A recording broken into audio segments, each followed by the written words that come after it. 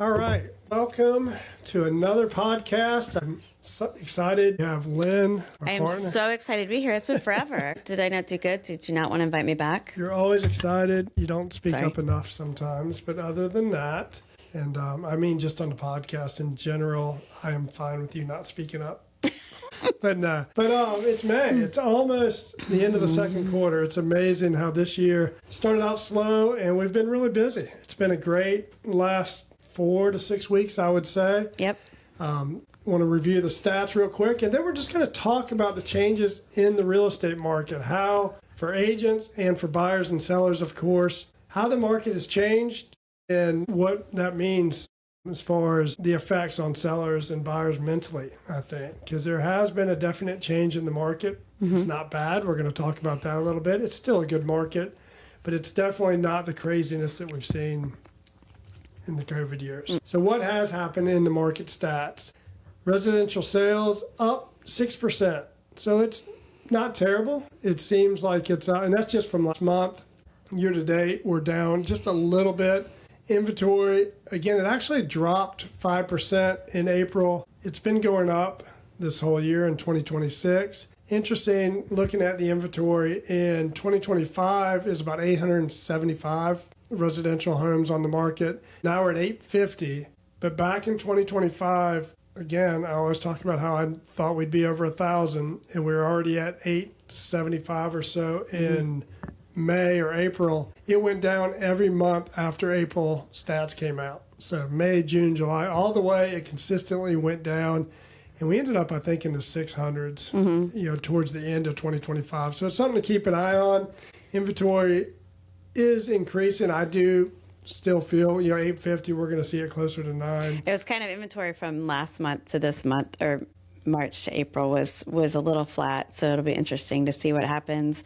And I did note that I thought it was interesting. Yes, last year inventory came down every month since April, May, but the 2 years before that, it increased every month until you got to December. Right, so it's not normal to go down because the low inventory months typically are at the beginning of the year. Nobody wants to list in January, February, or December. Right. Prices are down 3%. Not as bad as I think a lot of buyers think. We're going to talk about that a little bit, but they are down. And days on the market, interesting, you noted that it dropped a little bit. Mm-hmm. Last month and this month, it dropped a little bit. Just a couple, like 72 to 73 or 75. Well, I think that was compared to last year, but if you look at the months this year, January, February, March, April, January and February, it was, I don't want to say significant because they're not great numbers, but days on market was a lot more. In March and April, it was lower. That to me, it seems that sellers may be coming around and may be adjusting to our new market. Some of them. Some of them. That's a not key. all. Not all. We are seeing, we've been in multiple offer. Just in the last month, we've had buyers where we've had multiple offer situations. Homes have sold, or even our homes have sold in just a day or two. And we also see homes sitting. So it really depends. Homes have to be priced right in this market. And so the 73 days on the market, that's how long it would take for the current inventory to sell. So it's not every home takes 73 days, but it's an average. But when the homes sell in one day, the homes that are priced right, that means those other homes are on the market 150, even 300 days. Yeah. We see some homes sitting for a long time. And that's in part what we're going to talk about today. We're going to talk about, because Lynn has been doing this for so long that... Not as long as Randy has, because Randy is quite a bit older than me, in case you didn't know. I'm feeling it. Sorry, just had to get that in there. But we're talking about experience. How much experience matters in real estate. It's, I think, an overlooked thing. It doesn't always come into play. There's some agents that have been around for 30 years that are terrible. There's agents that have been around for 1 year that are fantastic. Mm-hmm. So it's not all experience, but it is definitely something that is coming into play now. Where I will tell you that it didn't really matter is during the last several years, the COVID years, as we say. We had several years in a row that you were basically an order taker. You would, if you got a listing, you were going to get multiple offers. Almost every listing, when it came on during the hottest time in the market, and it's gone down the last couple of years, but it's still been very active. Agents didn't have to have the skills on the listing or buyer side. You're a seller, and you get a buyer, you get an offer. You're not going to negotiate due diligence. They're having a buyer, a high fee. And so if there's repairs that need to be done, that buyer is just happy that they are one of 5 offers or whatever it is. So the seller didn't have to make any concession. The due diligence fees, which are the non-refundable fees, were very high. And the sales were quick. You didn't have to, you didn't talk about days on the market at all. And that is changing the current market. Not a bad market. Again, I mean, prices are down 3%, sales are up 6% this month. Things are still selling. I think it's still a very strong market, but it's what we would call a normal market, where buyers and sellers now are kind of in the same equal negotiating. Not one of them doesn't have that much more leverage over the other. Would you agree? Yeah, I would. And, the market, we've been seeing this change coming for several months now, and we've talked about it on here before, but we do see it continuing through 2026. Equals. And that's one of the difficulties. The stats show that the market's still pretty good. The problem that we see is buyers think it is a buy-in frenzy. It's a buyer's market. They're seeing certain areas. We have, like Florida, we have agents that we talk to a lot in Florida. They're down like 25, 30%. When a market drops 30%, your $1 million home is worth $700,000. That's a huge difference. I mean, we're up and down 2-3%. Yeah. We're not seeing that. Nationally, buyers are seeing headlines to that. And so they think they should get a deal. They think the seller should fix everything, even though they've already negotiated the price down. We're going to talk about the expectations on both sides. And then sellers still feel, because they knew their home, they talked to an agent or they saw it, they got an auto price evaluation a year and a half ago, and their home was worth $1.5 million or $800,000, whatever the price point is. It was way up there, and that's still in their mind. Their home's still that $1 million home. So it's a disconnect is what I'm getting at. It's not the market as much as it's the buyer and sellers are not in line with where we're at. And that creates problems. Yes. It can make it difficult. And I think something else that I think we'll talk about is the perspective, buyers and sellers' perspective, and they get a little bit, if they haven't bought or sold that much, that's one perspective. And then you have a perspective such as Randy and I, who have been through these up and down markets. We've been through those markets where, like COVID, where things were selling like hotcakes versus, that 2010 market where, sellers were having to bring money to the table. So when you live through all of those markets and deal with those things, you have a different perspective. So that's something we'll talk about too. It's interesting. I always remember it's older gentlemen when I early getting in. I got into business in 2000. And so I kind of like the agents, I was no different really than the agents that got in it during COVID. Although I did get the skills. I went into coaching. I went in, I was coming from being an attorney and I couldn't afford to start out slow. And I just had good direction. I had someone to tell me, you need coaching, you need to go learn sales skills. And I know a lot of agents have been doing that over the last several years, but you didn't have to necessarily. I had this one gentleman, it was a lot in Corolla, in Whalehead on Corolla Drive. And I called this guy because I was diligent being on the phone. I would call him every 3 or 4 months and he wanted to sell. And finally, we're 3 years later. And he said, why would I ever sell? Every time you call, I just made $10,000 or $20,000 more dollars. Because every time I'd come with the price, I think his lot started out at $100,000 maybe, and we were up at $250,000. But what happened to that lot in 2009, I don't know if he sold or not. I don't think he did. I don't remember. I'm terrible. Maybe I did sell it. Maybe he sold with somebody else. I don't know. But what Lynn's saying is that lot went back to 100. We've seen it. I mean, the market in 2008 just stopped. And we don't see that coming at all. But it's hard for a buyer or seller, especially seller now, because they're seeing the high prices. It's hard for them to envision their home dropping in value. We've not seen a drop in the real estate values for, I think, since 2020 maybe. I mean, just even then, I think it was before then. It was really since 2015 probably, because it just kept going up, just not as fast. So it's been a long time, and when you don't experience it, we have sellers say, well, I know what I'm doing. I've sold a bunch of houses. And if you really ask them, a bunch of houses could mean 5 or 6 compared to 1,000, or more. Yeah. On that. And it does matter just because, if nothing else, we've seen it. Mm-hmm. It's like parenting kids. The third one's a little bit easier than the first one because you've seen it. Mm-hmm. It's not any seen different. it, done it. Yeah, I've done a lot in that regard. Shout out to Miller, my 8-year-old stepson. He keeps me, although I think he's the most challenging I've seen. He's on an equal mental stage, but we won't talk about that, right? We won't go into that.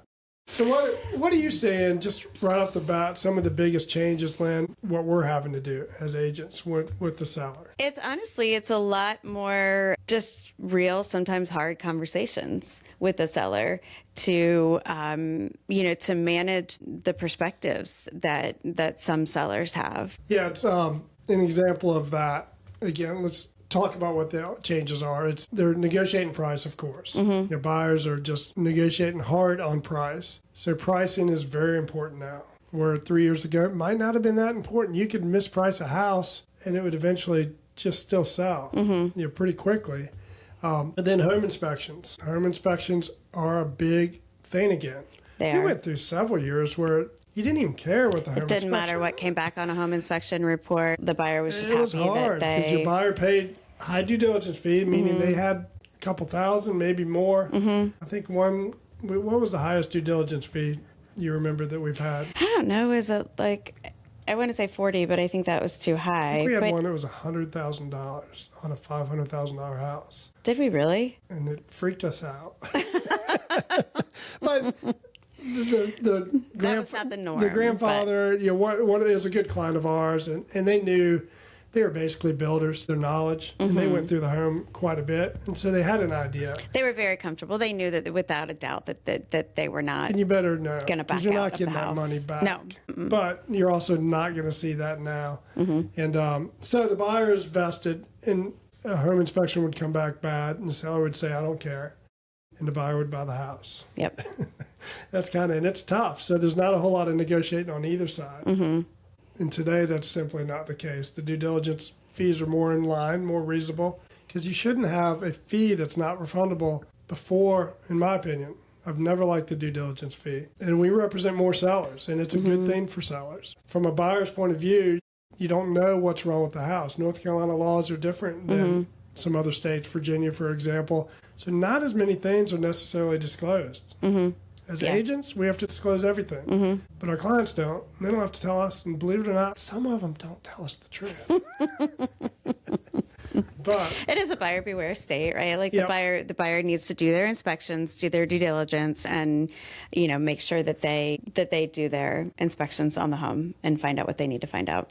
So it's a conversation that has to take place up front. We have to be willing to have those conversations with our clients, not just up front, but throughout the process. Yes. That even though, market analysis says your home's worth $700,000, the market changes. And if it doesn't sell in the next, in the first 30, 60 days, we may have to adjust that. And then after it goes under contract, if the buyer sees that a couple pilings are bad, well, that's going to be a significant cost that they may have not taken into account.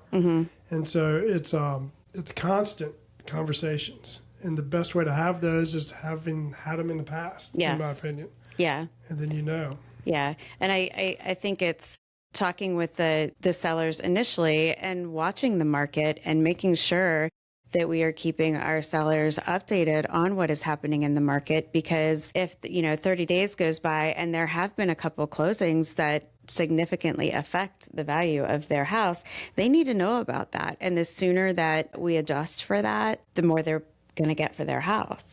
It's a good point. I talk to appraisers quite a bit, and it's a tough job right now when they get hired because they don't have comps. Yeah. Where sales are, say they're up, but just the number of transactions down significantly this year. And so it's really hard to get a comp for that house. Like you said, it could be one. I think we talked about it just recently on the show. I talked about just how one buyer may just want a house and it's in the perfect location. So it sells overpriced. There's no other way to examine that. Now the buyer wanted it, so it's not overpriced. Right. But it really makes it tough for that appraisal. And the seller sees that and like, oh, my house is going to sell for that too. And so it is a constant conversation, but like you say, keeping Watch the market and really knowing what's going on in the market. And know what's going on in Corolla compared to Duck, compared to Southern Shores. They're all different markets. They don't always coincide. We're seeing Corolla drop a little bit more than Duck and Southern Shores, for example, right now. I think a lot of that goes with the number of transactions, but also rental income has also dropped a little bit. And a challenge on it.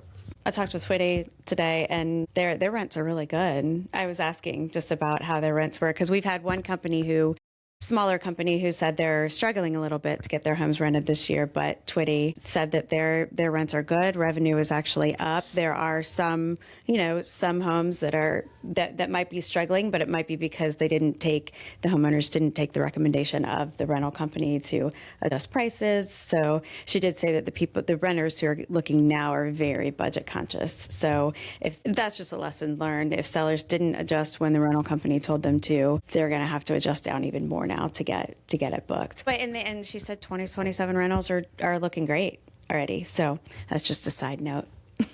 Love Twitty. They do a fantastic job. They do. Whether I always believe that the market's always good, it's just like that sales motivator. Everything's always great. You can't ever admit things are bad. I don't believe the rental companies are going to tell you that their sales are down because another one may say their sales are up. But that's just me being me. It is. I totally believed her. And we have seen some that are down. And let's talk about that. How can rents and what rental company you go with potentially affect? We've had a situation fairly recently where a seller changed rental companies. Can you tell us a little bit about that and how it? Seller changed rental companies. It's, the rentals, for the current year are not doing great for that particular listing. Talk about where experience comes into play.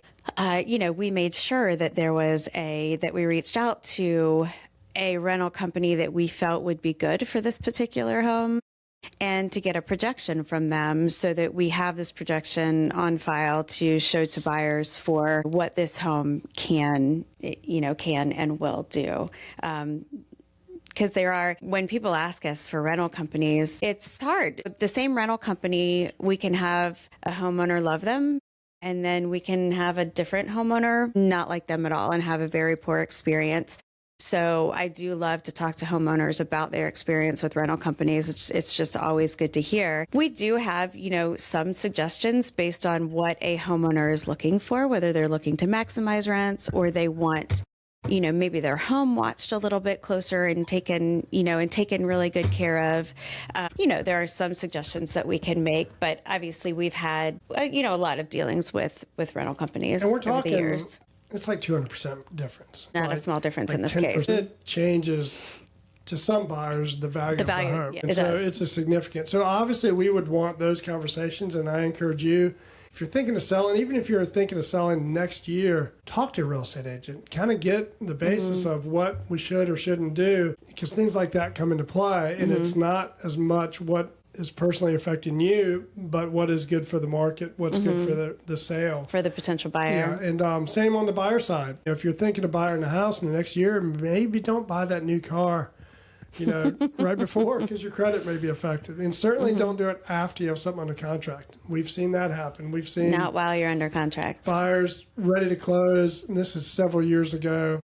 I had a buyer that, we were a week away. Everything's done. Due diligence, everything is completely done. Get a call from the lender saying we can't do the deal. And the buyer had a partnership, and they bought another piece of property that significantly affected the credit. And it wasn't even like a financial thing, but it was on paper. And so it wasn't anything the buyer even thought of. And he couldn't buy the house. And it fell through a week before. And I do think we kept it together. I think we extended things about 30, 60 days. This was before Lynn, a long time ago. So obviously I'm not going to remember all the details. But I do think we were able to keep it together, but it became very stressful. And we had to fix the credit basically on that. And that is another transition to keeping deals together. It's what I think we had I went to this mastermind group a couple weeks ago with EXP, and one of the things the speaker asked is, what is your superpower? What do you guys individually, and I came home and I asked Lynn, what's your superpower? And it's a hard one to come up with. Both of us have always been like, I don't know, we're not good at that. But for me, we both came up with kind of the same one, and it is when things get horrible, when the deal is done and all, everybody thinks the deal's done, or just the negotiations get really tough. I do think I excel in that. Now, I'll have to admit, I whine a lot too, maybe, to Lynn, and I complain, and I'm like doom and gloom, but that's not how I may say that, but I don't act like that. And because it is so important to get to know, we're representing clients. It's not about us. It's not about the deal. It's about, if we have a seller, why are they selling? What's the reason? What's their long-term goal? You got to get them to look at the bigger picture and take a step back and still get them to that long-term goal.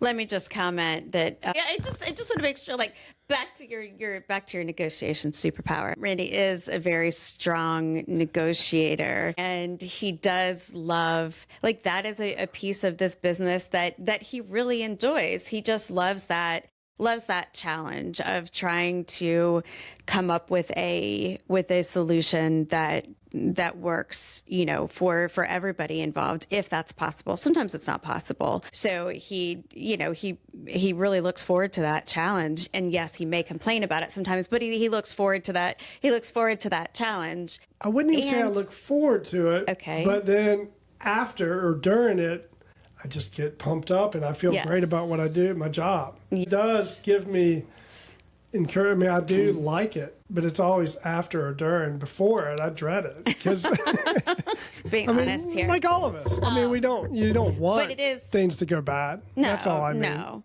but part of that is, and part of being a good negotiator is asking the right questions. Obviously, our client is our number one. And doing what is in their best interest is number one. But it's part of that is really understanding their why, understanding why they're selling, or understanding what is going on with, if the buyer is coming back during due diligence and is wanting a bunch of money in repairs, really trying to figure out what is going on with the seller, and in turn trying to figure out what is going on with the buyer, asking the buyer's agent questions to really figure out, okay, what's a way that we can, that we can make this work. The first thing you have to figure out is it legit? Is it a legit issue that the buyer didn't know? Like if a buyer sees the house, makes the offer, knocks you down negotiating on the offer, and then comes back and say, well, the decks are old. We want $20,000 for new decks. I was like, well, you walked on the decks throughout the whole inspection. You saw that. In our point of view, like, that's not legit. Now, sometimes it can not be legit. It's still in the seller's best interest to get the deal done because maybe the offer was a really good one, or maybe the market's dropped, or the seller's situation is such. But the first thing we do is find out if it's like a legit issue. And then you break it down farther. Is it just negotiations? Because a lot of times our ego gets involved so much. I mean, I'm guilty of this. We all are. With, I need to win. And the seller has already gotten beaten up on price. Or maybe they didn't. Maybe they got a full price offer. Either way, they're going back and forth with the buyer on inspection requests. It just becomes, we've had situations, I know of a deal specifically that it was a pretty big deal as far as the asking price on the house, and the seller and buyer both negotiated quite a bit, but we were like $25,000, $30,000, and both sides were just done. And it's crazy. I don't care if the house is, whatever it's worth. If you're selling and it was a fair price for the house and there are legit issues for inspection, you shouldn't walk away for an amount like this. I think this one is well over $1 million sale. And so in the big picture, 5 years from now, is the seller going to be upset that they got $30,000 less? Probably not. They've probably already made that money and reinvest in it. And same with the buyer. You're not buying a house for $1 million, but you wouldn't buy it for $1,030,000. It doesn't make sense. But it does make sense that people just get to a stalemate. And in that situation, we chipped in, we broke it down. We said, okay, we're all going to give a fourth. And that's a lot more palatable for a buyer or seller. You give up 25%, your agent gives up 25%, we give up 25%. And we don't like giving up money. But we thought in that situation, it was best for the seller. We really thought this is the best deal for you. We've had other deals. We talked about it before that we came on the air. We had another deal just this past year. Well, we did not like the buyer in the situation, just how they negotiated it's not a personal thing. No. Until what happened in that one, like what we wanted to say. Well, I can't say what we wanted to say. That's why I put it on you. Let's just say that. So, yeah, we did not want the seller to negotiate anymore. We felt like his blackmail, kind of. We felt like it just wasn't being done right. And the seller didn't. They did not. They did not. And we were glad. I mean, so it's not always about getting the deal closed. It's about what's best for the client. Yes, what's best for the client. There's another deal that I remember. We were in due diligence. It was a condo, I believe, last year sometime. And we were representing the seller. We were down to $1,000. We were arguing over $1,000. The seller had already come down. I don't remember the exact specifics, but I do remember that we were only $1,000 apart. And I remember this because it was when I was in Colorado skiing, and I was in the lodge because I couldn't be out on the hill because I had no reception. So I'm staying in the lodge and waiting on phone calls from the seller and from the buyer's agent to try to get this done. And the buyer's agent comes back to me and says, "Yeah, he's not going anywhere. We're stuck at this $1,000." Our seller, she had come, like, she was doing her job. She was doing what was fair. I was not going to ask her to come down another $1,000. There was no way. So I went to the agent. I said, "Look, can we split this? You get 500, we'll get 500. Let's get this done." And I think the buyer's agent was ready to walk away from it. And I was like, "No, I'm not going to walk away from this for my client. My client has done what she needed to do. If the buyer's not going to step in, fine. $1,000, you can't lose a $500,000 deal over $1,000. That goes to Lynn's superpower, is she cares. I won't say too much, because you can't care too much, but sometimes it makes the deal tough.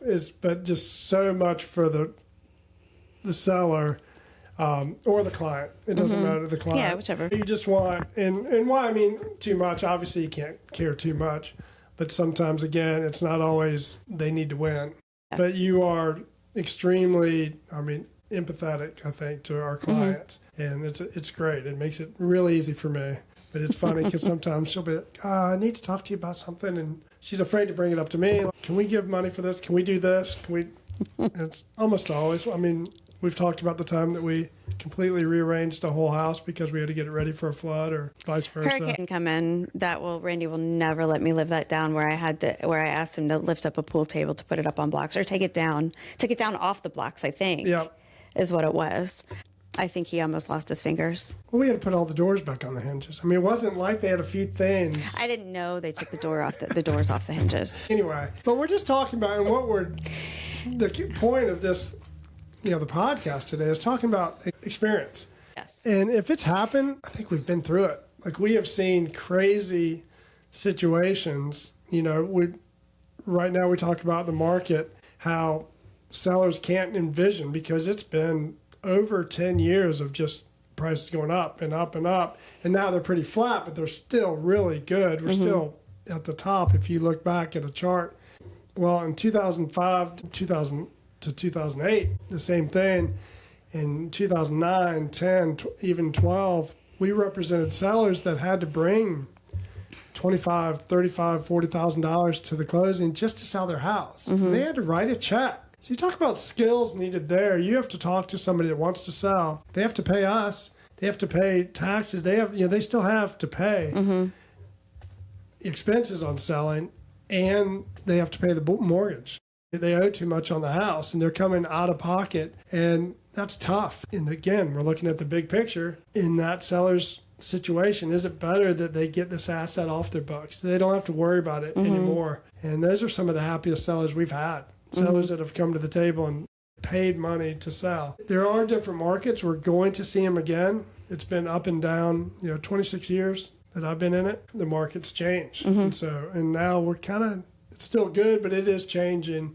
And it's just important, I think, to have some of that experience. Yes, it's very important to have that experience. And it's important to have somebody that can, it's very easy to get stuck in the deal and get caught up in, your perspective. But honestly, and I think a lot of things in life, when you take a step back and look at the situation as a whole, again, no matter what it is, I mean, not a real estate deal, yes, but so much in life, you get a much better perspective if you take a step back. And that is one thing that we can do really well, because we have seen all of these different markets. We do have this, the experience, hundreds of deals that we've been through.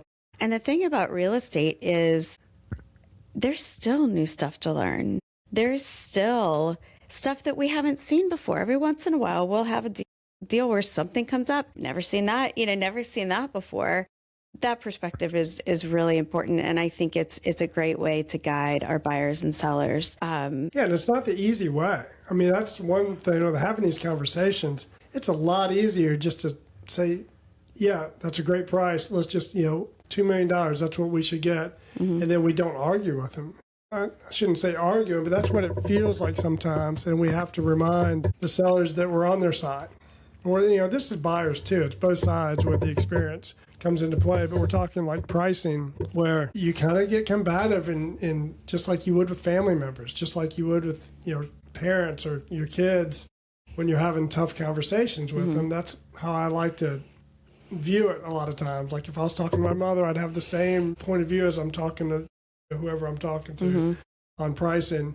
And you get them to maybe look at, I know you had this price in mind and it's great, but what are you going to do with the money afterwards? It's not just going to sit flat like our market is. You're going to invest it and it's going to build money. And so in a year or 2 years from now, you're going to be better off than you are right now, accepting the lower price, for example. So it's again, just having the conversations and being willing to be a little bit vulnerable, I think, on the agent side. One of the things we didn't talk about that also comes into play now, agents don't always convey their client's response. We made an offer on a house a couple of years ago, and the agent came back and they just really, obviously the price was low on our offer of this particular house. It was a challenge. It needed a lot of work. But they also didn't like the terms. They didn't like the longer closing date. And they really talked about that. And as we got into negotiating price, like over a matter of weeks, it came out that the the seller never really said anything about the terms. We haven't talked about that yet. And I couldn't believe that we hadn't, I thought, because in the email it said that was one of the negatives of the offer, but that was just the agent's opinion. It wasn't the seller's. And so to overcome that, we do our best to really craft emails in a way that they'll be passed on to the other client, so they do see our client's perspective. Because the best way I've always thought that we get things sold, whether we're representing a buyer or seller, is to get out of the way. I mean, we think we're good, but it's easier if we're just kind of in the background, making sure everything goes right. But let the buyer decide what he wants to buy. Let the seller decide what she wants to sell. And it's, just like in negotiating, I have to learn to be quiet, and that's hard sometimes. It is For hard me. sometimes. Or also, it's something else we've learned is that when we're working with co-broke agents, we have to make sure, and you can't do it with everybody, but we have to make sure that we realize it's the seller and the buyer, that the two agents in the deal, we need to work together. I mean, obviously our clients are our number one, but it's not listing agent versus buyer's agent. We would rather look at it as, let's work together. Yes, if the seller and the buyer are in a disagreement, that's not the agents in disagreement. It's the buyer and seller. So let's the agents keep the emotions out of it, keep the feelings out of it, keep that, keep our head on straight so that we can help our buyers and our sellers navigate through the negotiation. So that is something that we've learned that we like to try to do. Doesn't always happen. No, and I love that because all four people are on the same page. Really, if they can get the I guess ego, I keep using that term, but just But the ego gets in the way a lot. and from the buyer and seller too. I mean, the seller will maybe get mad over a price, but it's like, this is the buyer that made the offer on your house. This buyer chose your house. Of all the other buyers that looked at it and didn't make an offer, this is the best one. And the same thing with the buyer. You like this person's house the best. And so, yeah, a lot of times it is just trying to get everybody, including us agents, to look at the big picture. And it works a lot better often. It does. So, what do you want to close with? Sum it all up for everybody. The market's not bad at all, but it is different. It is changing. You have to be just open to what your agent's telling you, what you're reading, you're only seeing one perspective potentially. And just be aware and open. It's still a great time to buy, and it's a great time to sell. It just may take a little bit more effort to get it done, but it doesn't mean it's not going to get you where you want to be. Big picture. Thank you, Lynn. Appreciate it. Pleasure as always. All right. Give us a call if you have any questions.